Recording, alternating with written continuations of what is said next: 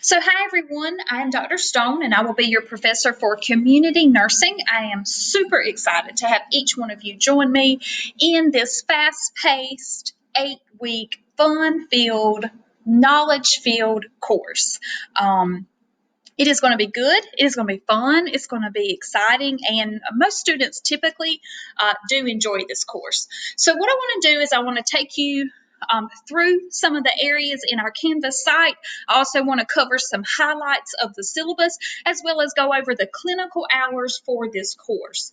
So once you log into Canvas, you're going to choose our course, and this is our course here in green, Community Nursing RN to BSN. This is NURS 430. Once you're in the site, it's set up just like your other courses have been in the past. This is your welcome screen. It tells you a little bit about the course, a little bit about myself, my contact hours. My office hours are virtual. It says by appointment. If you need me, send me an email. We'll make an arrangement if we need to have a telephone conversation, if we need to have a Zoom meeting, whatever we need to have so that you are successful in this course. I will make it work for you. It tells you other areas in the course, such as your announcements, your modules, your grade book, all of that stuff, just like your other courses are set up, okay? So let's go on into our modules tab. In the modules tab, you're going to begin where it says start here. Okay, these are your student resources. Now, in this, in student resources, it just gives you an overview of different things, such as the Writing Center is one example that's in your student resources. So do look at that. I'm not going to go through each one of these items, but the important ones are the more important ones. That is where we're going to spend more of our time. Your next one is the syllabus, which we are going to go over. So let me go ahead and pull that one up. So I have it as a Word document for me to get to easier.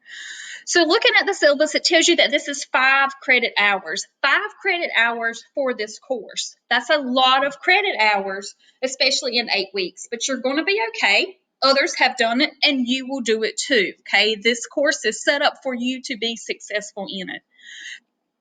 Again, I am Dr. Misty Stone. This is my email address down here, mstone3@uncfsu.edu. You can also send me emails through our Canvas site when you go to the Inbox tab. This tells you a little bit more about the course. I'll let you read that. It tells you what the textbooks are that you need for the course. Remember, we are going to be using APA, and that is going to be the 7th edition. Also recommended for this course to help you with your APA 7th edition is one of my personal favorites is Purdue Online Writing Lab, and you have the link here that you can go to, but it will even give you an example of an APA paper, like what should it look like. It'll help you if you need help with writing introductions, writing conclusions, writing a thesis statement. It gives you all sorts of help, not just APA formatting alone. We have a COVID-19 policy statement. I will let you read over that. Disclaimer, you can read through that. Electronic email, disability statement, title statement, and you then have your course objectives. Again, you can read through those. And then the next thing we come to is our clinical hours. Okay, so this is one of the big things in the syllabus that I want to go over. So for this course, you do have clinical hours. You have a total of 96 clinical hours that are required in order to pass this course. Now, of those total 96 hours, 32 of those hours are called interactive clinical hours, okay? So 96 total, but 32 of the 96 are interactive clinical hours. And how do you get those 32 interactive clinical hours? You can get those in 3 different options, okay? So you have here, you have option 1. This is your Lippincott virtual program. It is amazing. It is probably my favorite. But this Lippincott virtual program will give you 32 interactive clinical hours. There's 4 modules that you do. You get 8 hours apiece for those modules.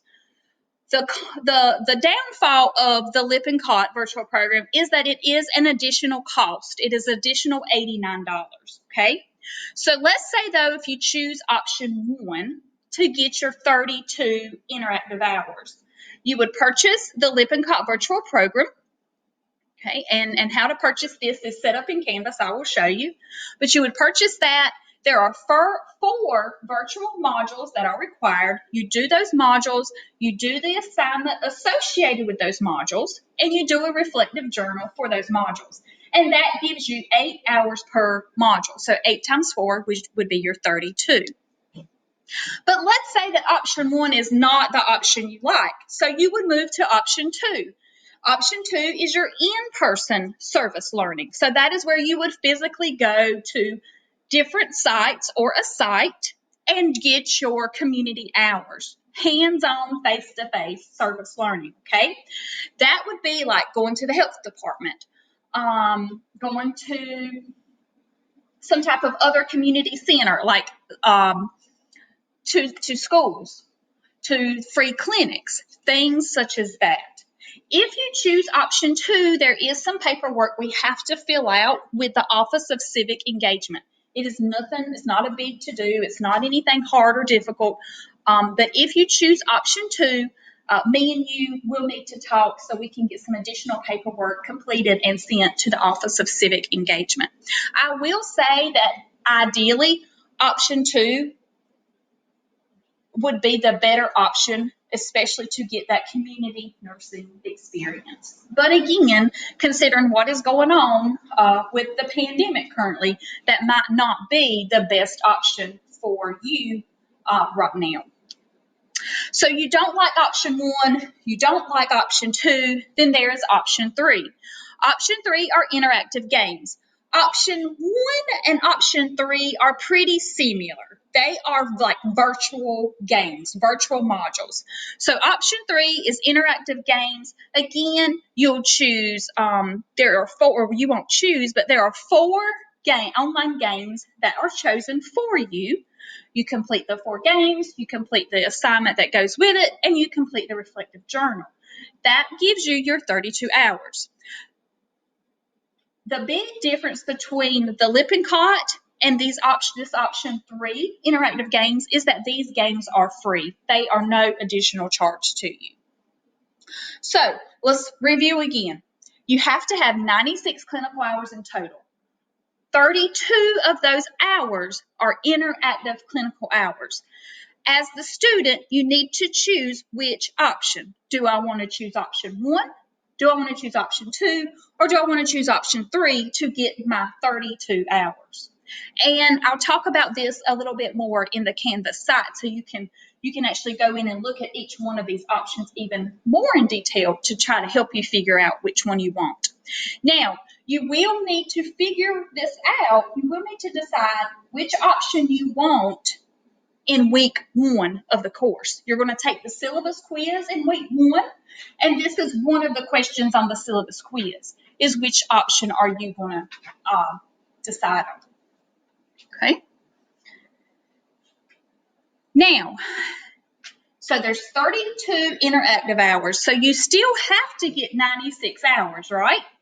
So the rest of those hours are going to come from other things. They're going to come, you can watch webinars, you can read articles.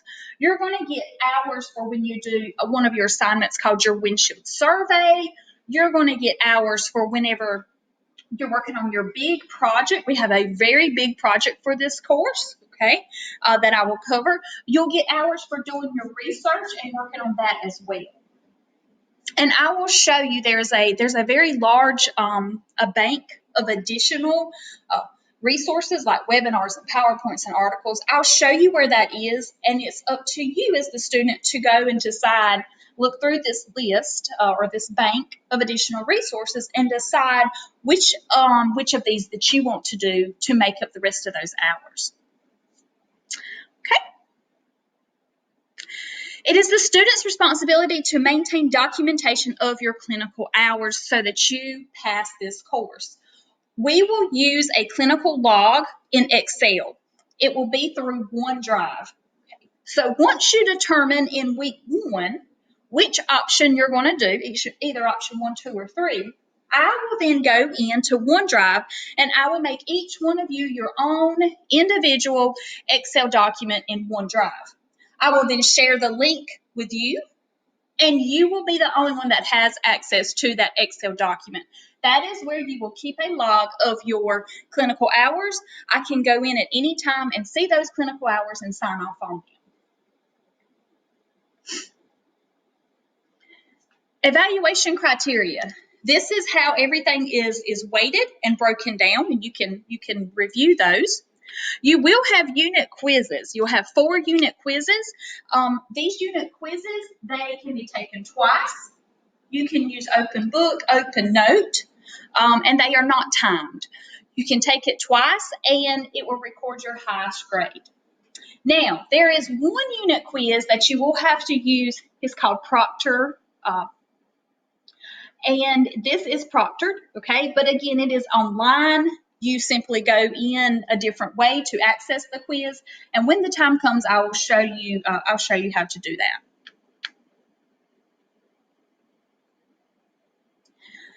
You have an assignment called the Windshield Survey. This Windshield Survey is an APA paper, and it's all about your community. You simply drive through your community, and you assess your community from your vehicle.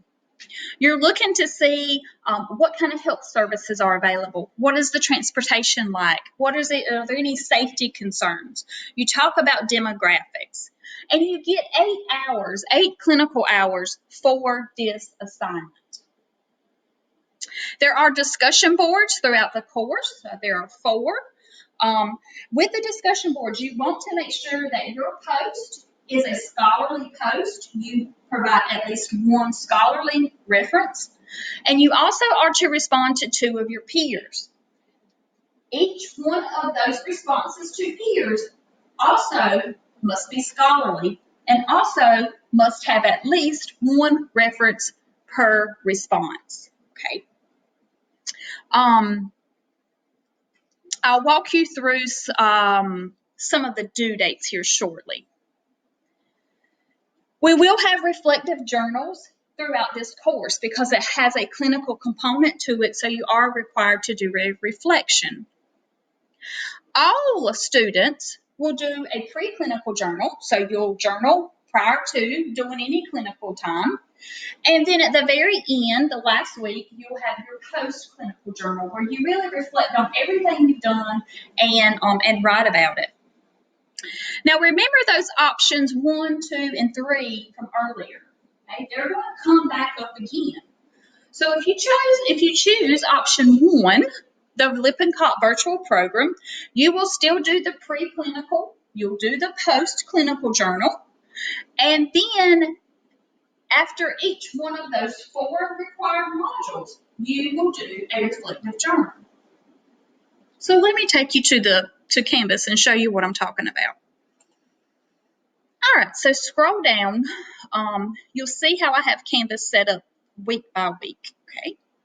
So we're going to scroll all the way down to the very bottom, past week 8. And I'll come back to this other stuff. All right, so here we are. So if I choose option 1 as my 32 interactive hours, you will see that it is the Lippincott review modules. You will do module 4, you will do the assignment associated, and you'll do the reflection. You will then do module 5. You'll do the assignment, and you'll do the reflection. You'll do module 7, the assignment, and the reflection, and so forth. I may have chosen option 2, so I would scroll down in Canvas, and I would come to interactive option 2. And what you will see with interactive option 2 is you'll have your preclinical journal and your postclinical journal. And at hours 0 to 7, I will come in here and do my reflection.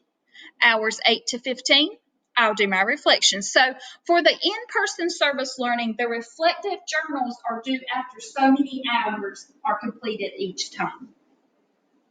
Maybe I chose option 3, the interactive games. So I would come down to option 3, interactive games. I would do the first one that's listed is outbreak at water's edge. I would then do my assignment, and I would then do my reflection. I could move on to the mental health home visit. I would do my assignment, and I would do my reflection, and so forth. Okay? So if I were you, before I decided on which option I was going to do, in week 1, I would come down here and I would kind of look through these items. I would look through some of the items in option 1. I would look through option 2. There's really not anything for you to look through because this is going to be, if you choose option 2, it's going to be your decision on where are you going to get these hours. Are you going to do it at a school? Are you going to do it at a homeless shelter? Where are you going to get those hours? If you're thinking about option 3, then I would come through here and I would look at some of these gaming experiences. Just looking at this stuff before you make a definite decision. Now, after week 1, what is going to happen? So this is not so overwhelming. If you chose option 1, then whenever you scroll down to the bottom of Canvas, you're only going to be able to see option 1 items. You chose option 3, you scroll down to the bottom of Canvas, you're only going to be able to see option 3. Okay? So after week 1, this extra stuff is going to go away, and you're going to be able to go directly to whichever option you said that you wanted. Okay? All right, let's go back to our syllabus. All right, so we talked about the reflective journaling. There are two different types of community meetings that you are to attend, and you do get clinical hours for these meetings. So you can either attend these meetings in person or virtually. It is up to you. You are to attend a community support meeting, for example, grief support, caregiver support groups, AA, so forth. And you are to attend one community association meeting, like a school board meeting, law enforcement meeting, community watch meetings, those kind of things. A lot of these meetings, especially like school board meetings, are being held right now virtually. So if you need some help with this, with trying to find some meetings, please let me know. I do not mind trying to help you at all. But again, and if you want to go in person, by all means, you can go in person if you feel comfortable, if you feel that it is safe for you to do so. All right, let's talk about the big course project for this course, okay? It is called our Community Education Experience. It is CEE. This is our big course project. Now, throughout this next 8 weeks, you will see each week that there's only a small portion of this paper, of this project due. We broke it up like this for the course because we don't want it to be so overwhelming. Okay. Also, you submit a little bit, and I give you feedback. And then by the time you submit the entire paper, you have had feedback on pretty much all of it except for probably the last part. Okay. So let's look at this. So the first thing that you will do for your project, you will select a group of people in your community to do some type of teaching on. You may select a soccer group. Maybe your kid plays soccer. You want to make sure that the group of people you select to do your teaching with is a group of people that you have easy access to. Maybe you have children in school. You may decide to go to their class and do some type of teaching. Hand washing. Some of the schools now are meeting virtually. The children are not going to school. By all means, ask the teacher, hey, can I have 20, 30 minutes of your school time virtually to present my project? Second, okay, so first you selected your group. Second, you're going to determine what health education that you need to provide to that group of people. Is it health? Is it safety? Is it hand washing? Do you want to talk about smoking cessation? Diabetes? Hypertension? It's just going to depend on your group. Okay? If you choose a group, or if you decide to teach to a group of third graders, you wouldn't want to teach about, I don't know, hypertension probably. But hand washing, safety, bicycle safety, water safety, sports safety. All of those would be excellent. Third, you will then develop a plan to educate your group. So you need to, again, think about your group that you're going to teach to. Think about the age of that group. Okay? Do I want to teach using a poster? Do I want to teach using a PowerPoint? Do I want to teach using a pamphlet? You have to come up with something that you're going to use to teach your individuals with. That is the third thing. Fourth, you will then implement your education to the group. In this fourth step, you will conduct your presentation, and you have to evaluate whether your education was effective or not. So in this fourth step, you've implemented, so you have conducted your teaching to your group, and you have to come up with a way to determine if it was effective or not. Okay, so you could do a pre and post test. That's going to let you know how much they knew before and how much they knew after. You could come up with some type of survey. You could come up with some type of quiz. Let's say that you do a virtual presentation to a group. Okay, you can put a poll in your presentation. You do a pre-poll and a post-poll. This semester, you will need to be creative about how you will educate your group. You are encouraged to present from home to avoid risk of exposure to the coronavirus. For example, you may create an online video to share with your group, or you may hold a virtual meeting. Be creative. If you have any questions or you're not sure if it meets the guidelines, that's okay. Ask me. I will greatly help you, and I will let you know if it meets the guidelines or not. So to reduce the stress of one large paper and project due at one time, you're going to submit pieces of this paper. So let's go and look at what is this all about. So on down here, you're going to see that you're going to submit an outline, you're going to submit an introduction and assessment, data analysis, implementation and evaluation, a final paper. Okay, this final paper is essentially, it is all of this stuff that you've already done and you've already received feedback on it. Okay, and the last thing you'll do is a PowerPoint. Okay, so after completing your final project, so you've done your project, you have taught your group of individuals, you will then complete your paper and you'll create a PowerPoint. This PowerPoint will be shared with your peers via a discussion board, and it will be at the end of the 8 weeks.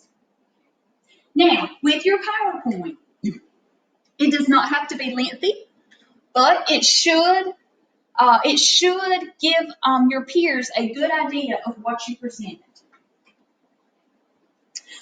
While I'm thinking about it, ensure that you review the rubrics because each assignment does have a rubric. So make sure that you're looking at these rubrics.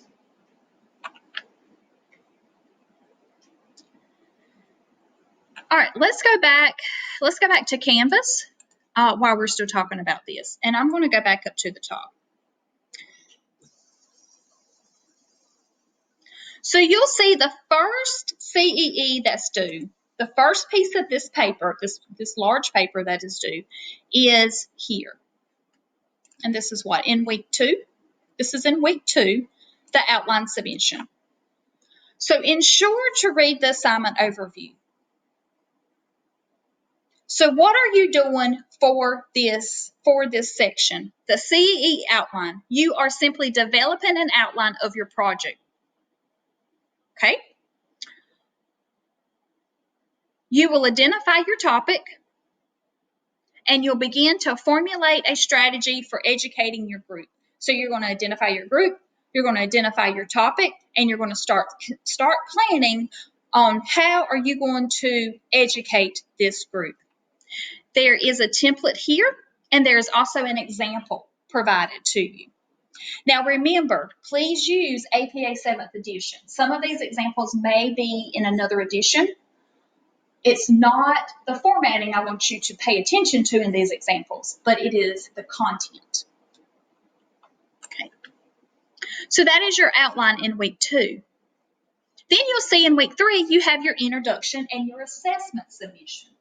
So you'll now add to the paper from the week prior, you'll add this next section to that paper.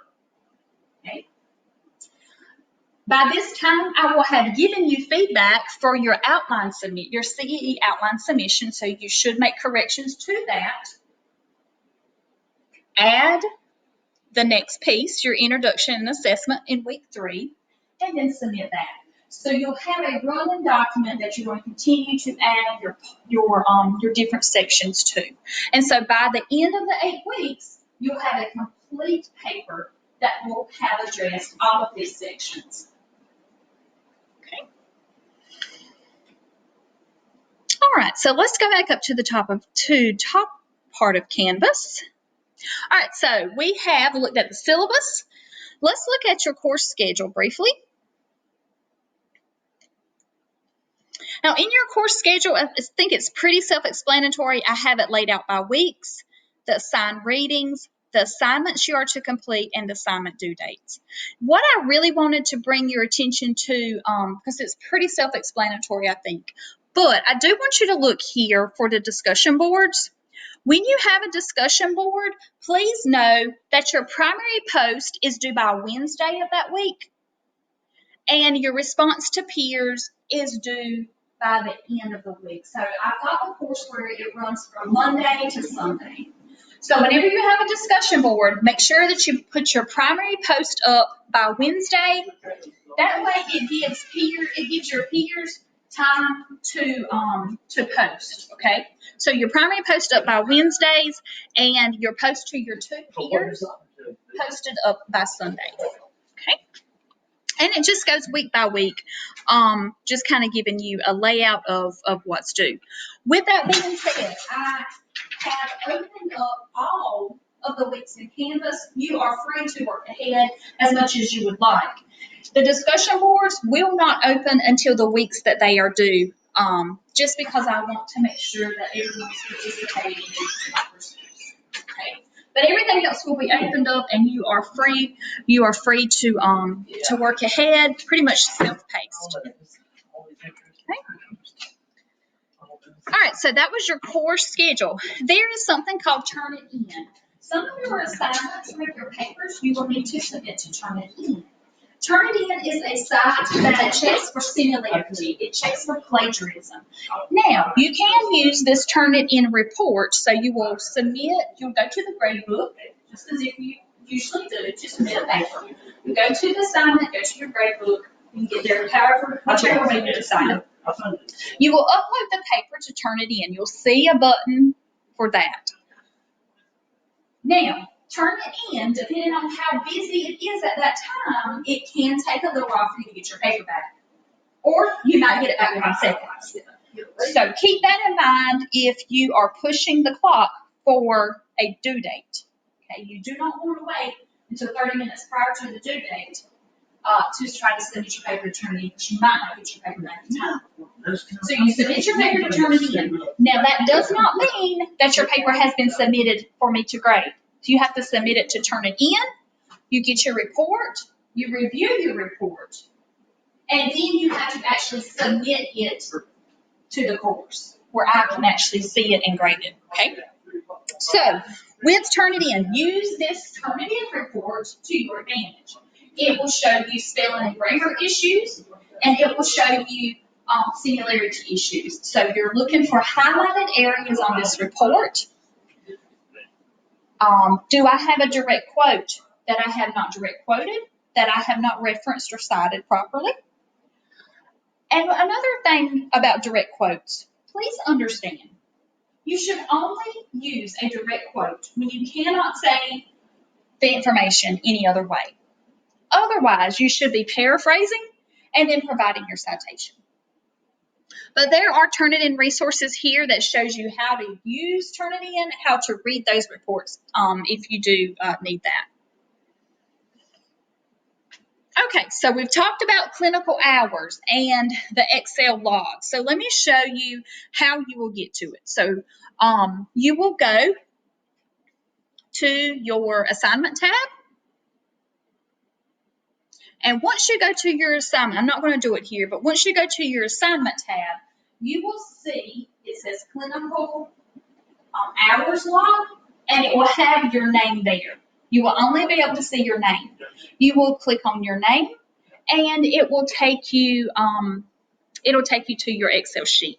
Actually, I will show you. Let me show you. So click on assignments. We're trying to get to our clinical hours log.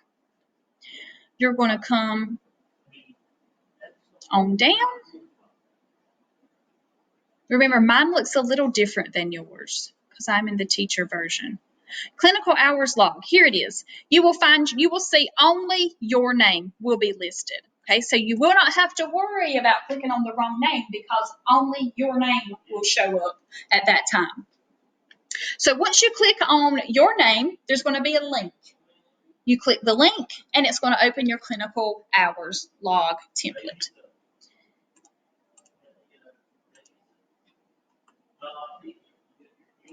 Make this a little smaller so we can all see it. Okay.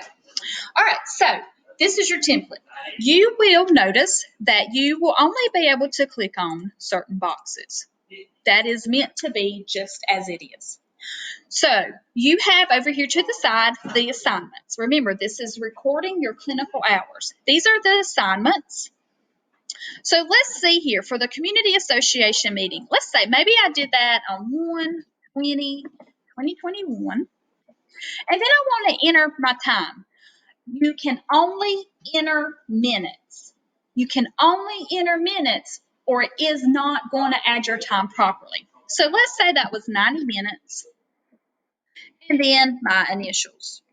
That's all I need to do for that. Once I entered my 90 minutes, you'll see that my time over here changed. So far, I have an hour and 30 minutes of clinical time. Let's do the windshield survey. So maybe I did my windshield survey. I submitted my assignment. Maybe I did that on 1/10. And remember, that's worth 8 hours. I'm 8 hours. So let's come over here. We have a calculator. And it will convert our hours to minutes. So if I come over here, whoops, sorry guys.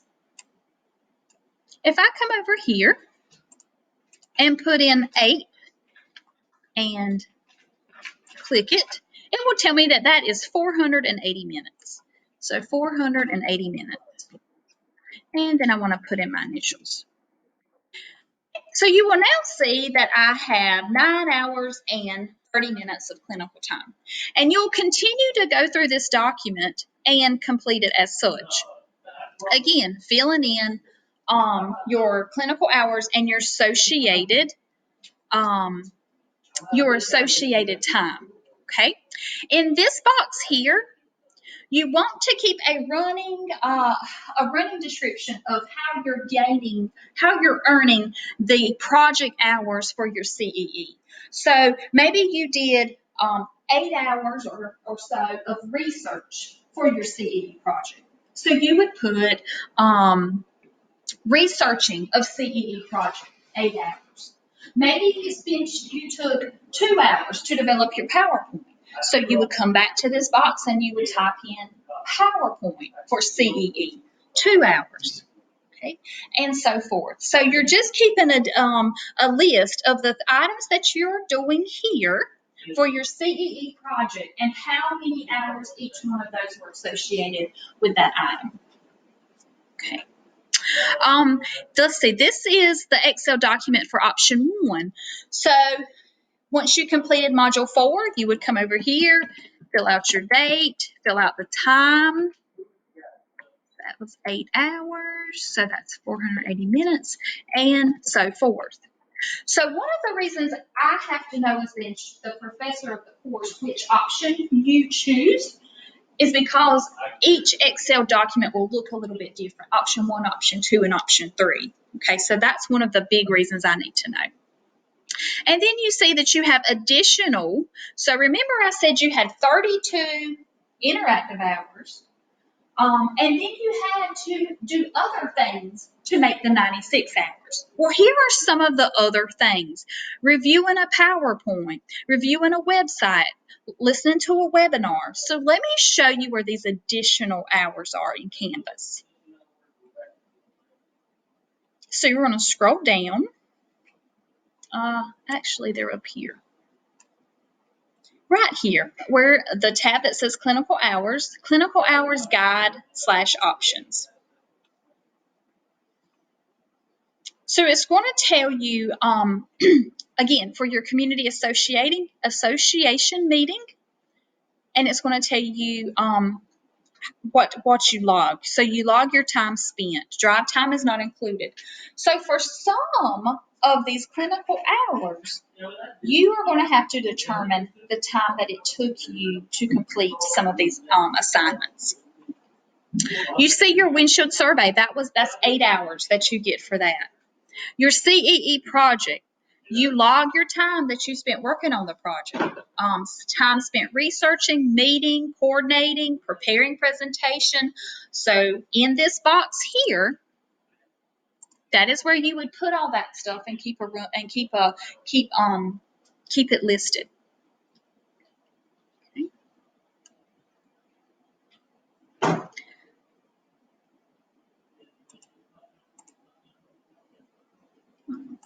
Okay.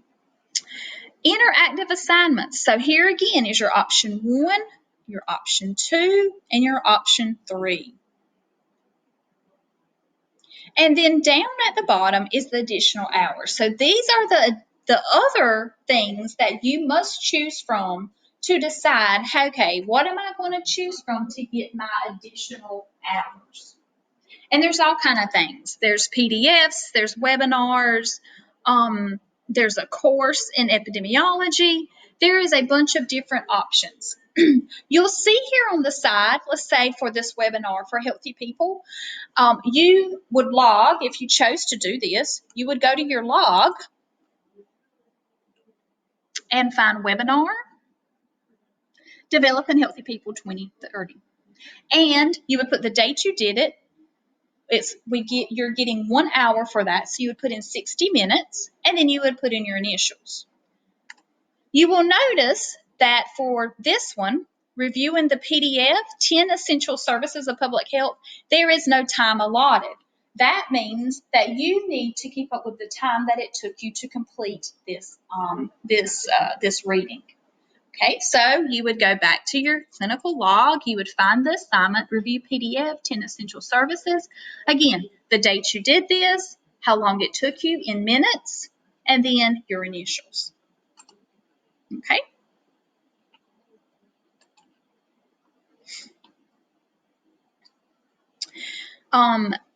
Let's see what else. There is resources here for your CEE course project. There's templates, there's examples. It gives you an overview. In week 1, you do have a discussion board. You're going to just introduce yourself.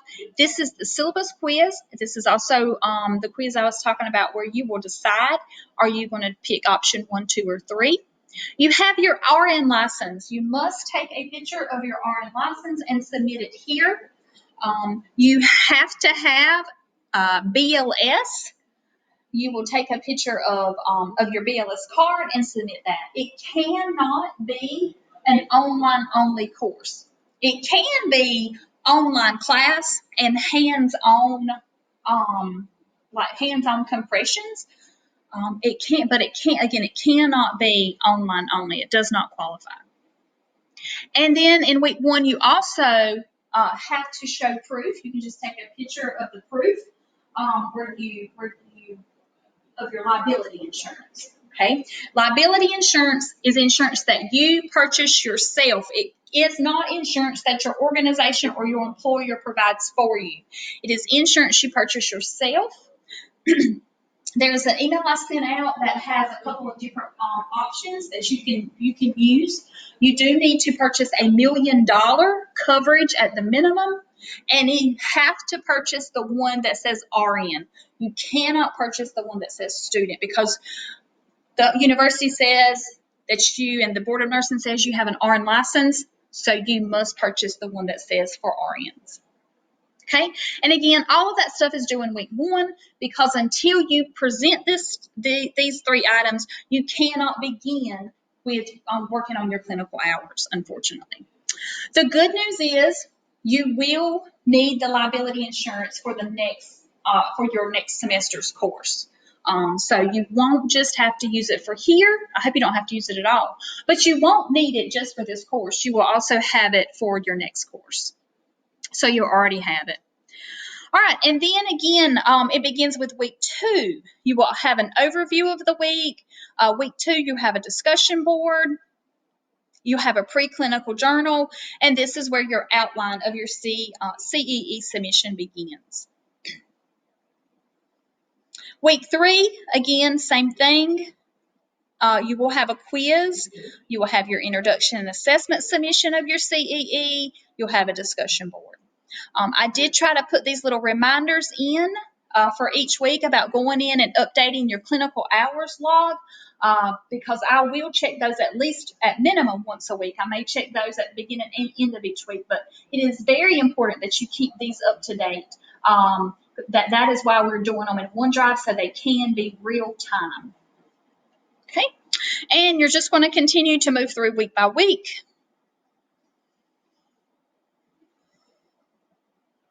I'm just looking. I do have down in week 6 your community association meeting, but please know you can do this as early in the course as you would like, and I highly recommend doing it earlier. But I just put it down here at the bottom just because it just looked better there. You're moving on into week 7. And then you're moving on into week 8. Now, with week 8, you'll notice that I put the community support meeting submission down here. Again, do not wait. I would not wait until the week 8 to attend this meeting, because you never know what could happen. You never know. It could be canceled. Do your meetings as soon as you can. You do not have to wait till later in the semester. And then these are your interactive options. And again, once everyone has chosen theirs, you will only be able to see the option that goes with your decision. Okay. All right, that is it. If you have any questions, let me show you one more thing. On our clinical hours log, so you have at the very bottom down here, we are currently viewing the clinical hour log. You also have another tab, allotted hours. So if you click on allotted hours, this just keeps you from having to go back and forth to Canvas to look at those additional options for those other hours that you need. Okay, this is the same thing that I showed you earlier. For instance, remember we looked at, where's one of the ones we looked at? Right here, webinar, Developing Healthy People 2030. Remember I said earlier that it's your allotted 1 hour. So you would go back to your clinical log, find that assignment, and fill it out for 1 hour. You will see review PowerPoint, reflect on service. You are to determine the hours for that. Okay, so just like we talked about in Canvas, you can determine those hours. But this is the honor system, so it shouldn't be crazy hours, okay? It should be pretty realistic hours. But again, this allotted hours sheet, nothing really to do with it. It's just a quick reference for you instead of going back to Canvas, scrolling back to the top under clinical hours options, scrolling down. This is the exact same thing here, guys, that you have here on your allotted time. It has the assignment and how many hours. The assignment, how many hours, if any, are already determined. Okay. All right. So know that that's a lot of information. The big things that you need to take away from it. Read through the syllabus, okay? Know that you have 96 clinical hours total. 32 of those are interactive. You need to decide, do I want to do option 1, option 2, or option 3? You need to make sure that you submit your BLS, your nurse license, and your liability insurance. After that, we can work out the rest of any questions or concerns that you may have. Really, after that, the other stuff is pretty, as I say, easy peasy. Okay. As we get moving, as we get to working on your assignments and on your project, I think you'll see that it's not as confusing as it may seem right now. However, if at any time you have questions, you have concerns, you have comments, I am 100% here to help you. Your success is why I'm here. I want you to be successful. If you have some ideas that would make this course run smoother, make things less complicated or confusing, I am always open to those as well. I say, let's work smarter, not harder. I don't like to be confused, and I don't like for the students to be confused either. Okay? I have open lines of communication, and I think as long as we communicate, you ask questions when you have them, then a lot of things takes care of themselves with just communication. Okay. All right. So I do apologize for the length of this. I hope that this has cleared up a lot of your questions. And as we get rolling, again, let me know if you have any other questions. Thank you guys so much for your time. I'm super excited to work with all of you wonderful nurses, and I will be in touch.